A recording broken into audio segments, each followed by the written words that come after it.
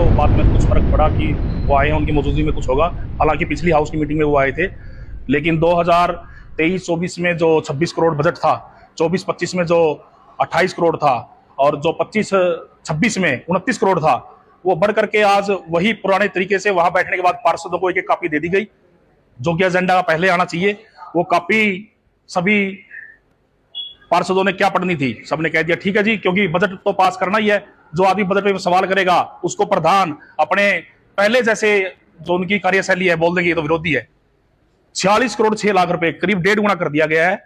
जो 29 लाख रुपए पिछले वित्तीय वर्ष में था, वो 46 करोड़ 6 लाख के करीब आज बजट पास किया गया है।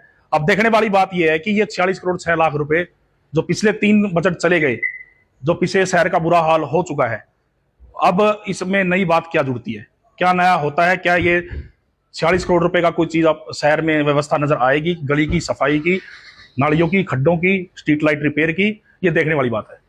तो प्रॉपर्टी आईडी बिल्कुल, प्रॉपर्टी आईडी के बारे में मैंने प्रमुखता से एक बात उठाई मंत्री जी के सामने कि शहर का आम नागरिक जिसने कोई प्रॉपर्टी आईडी बनवानी है, किसी ने कोई मकान बनाना है, लोन करवाना है या अपना अन्य कोई कार्य करना है, वो नगर परिषद में सुबह से शाम तक चक्कर काटता है। किसी दलाल के हिस्से वो आ गया तो काम हो जाएगा, अदरवाइज दूसरे तरीके से प्रधान मिल करके इन अधिकारियों से, नगर परिषद के, फर्जी तरीके से अनअप्रूव्ड एरिया में कॉलोनी काट करके उसकी फर्जी आइडिया वो बनवाते हैं।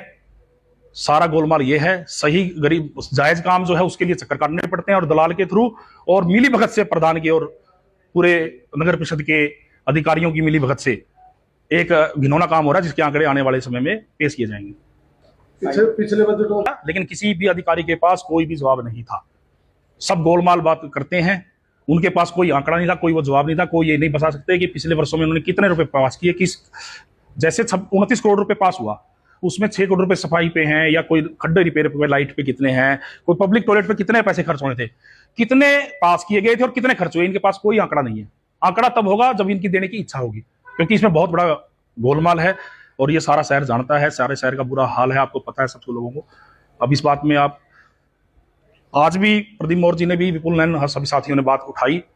और सबसे एक मुद्दा दूसरा मैंने ये उठाया कि सामुदायिक केंद्र जो हमारा LIC रोड पर है, जहां पर आम जन, गरीब आदमी अपना प्रोग्राम कर लेता था, आज से 1.5 वर्ष पहले, 2 वर्ष पहले उसको बंद कर दिया गया, ये बोल करके कि नगर परिषद की जो बिल्डिंग है वो कंडम है, वहां बिल्डिंग बनाने के लिए बिल्डिंग को शिफ्ट करना पड़ेगा। और 32 लाख रुपए खर्च कर दिए गए वहां पर एक पार्टीशन बनाने के नाम पर और नगर परिषद कार्यालय को शिफ्ट करने के नाम पर।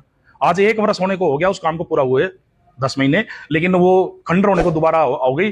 पब्लिक के जो अपना छोटा मोटा काम जरूरतमंद का वहां कर लेती थी, कोई किसी भी तरह का विवाह शादी का, कोई सगाई का, जन्मदिन का, वो तो उससे वंचित हो गए गरीब आदमी, क्योंकि वहां एक जायज खर्चे पे 11-21 रुपए में वो उपलब्ध होती थी, और उसको खंडर बना दिया ना, वो कार्य, और 31 लाख रुपए 32 लाख रुपए सवाह कर दिए। देखिए, हम साथी मिलकर के काफी समय से बात की आवाज उठा रहे हैं। हमने चेताया भी था, 4 दिन पहले भी हमने कहा था कि आप ये आंकड़े पेश करो, प्रधानों को कहा था। लेकिन प्रधान के बारे में अब बात यह कि आज नारी शक्ति वंदन के बारे में भी वहां बात हुई, सर्वसम्मति से वो पास करवाया मंत्री जी ने, अच्छी बात है, बड़ा अच्छा सरकार अगर लागू करती है आरक्षण महिला के बारे में। लेकिन मैंने तो वहां सवाल ये भी किया कि हमारी नगर परिषद की महिला आरक्षण को तो संभाल ले, जो हमारी चेयरमैन है वो एक शब्द पूरी मीटिंग के अंदर। और मैं आज पत्रकार साथियों को एक आपसे आह्वान करना चाहता हूं, 2 दिन पहले हमारे प्रधान प्रतिनिधि हैं, उनको यही नहीं पता कि एक मेंबर ऑफ पार्लियामेंट का कितना उनका बजट होता है, कितना एक विधानसभा के हिस्से आता है, 61 गांव है, 62वां शहर है, कि 2 करोड़। ये खिसियानी बिल्ली और खंबा नोचे, वो खुद का तो हिसाब किताब दे नहीं सकते, उल जुलूल बातें करते हैं, धरातल का उनको पता नहीं, ना उनको जानकारी है, ना उनको ज्ञान है सही मायने में।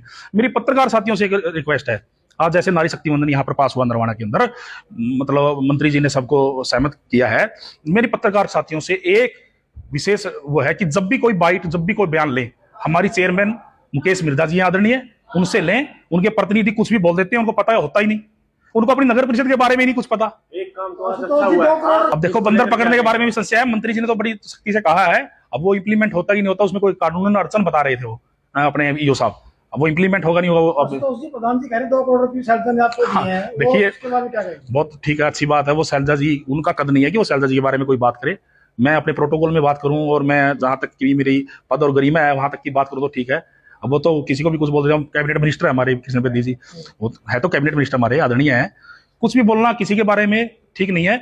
लेकिन वो जो एक मेंबर ऑफ पार्लियामेंट को 5 करोड़ रुपए 6 करोड़ रुपए जो साल के मिलते हैं, एक विधानसभा के इससे 50 लाख आते हैं जिसमें 61 गाँव 62, ये बातें नहीं है। वो विपक्ष की सांसद है, को सरकारी सांसद तो है नहीं, वो कुछ अपना पाप ढकने के लिए वो कुछ भी बोल दें।